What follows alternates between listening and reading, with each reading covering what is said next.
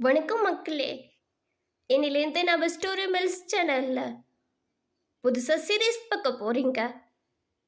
நான் உங்கள் விண்ணரசி. வாங்க கதைக்குள்ள போகலாம். உன் வாசமே என் சுவாசம். எபிசோடு 1.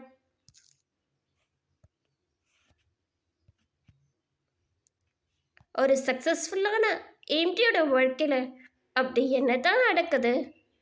கை நிறைய பணம் இருந்தும், நல்ல அப்பா அம்மா இருந்தும், அவன் மனசு யாரையோ தேடுது. 2 நாளா தூங்க கூட இல்லை.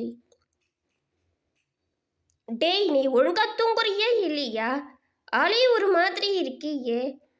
அதெல்லாம் ஒண்ணுமே இல்லைப்பா. நீ மனசுல எதையோ வச்சுக்கிட்டு இருக்க. ஆனா சொல்றதுக்கு தயங்குற அப்படின்னு அப்பா வரதன் கேட்கறதுக்கு வாயே திறக்கல அனலரசன். அதெல்லாம் எதுவும் இல்லையாப்பா. ஆஃபீஸில் ஒரு சின்ன பிரச்சனை.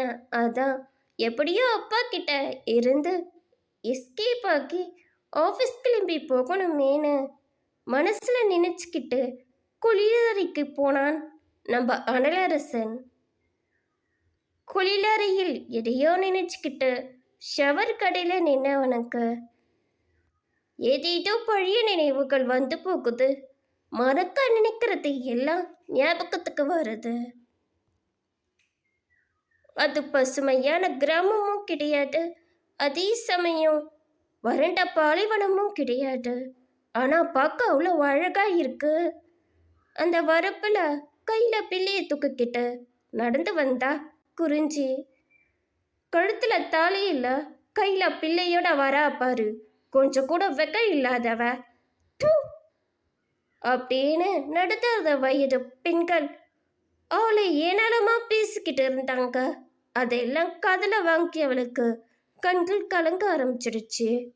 2 துருவங்களாக இருக்கும் இவர்கள் வாழ்க்கை இனி எப்படி இருக்க போகுது?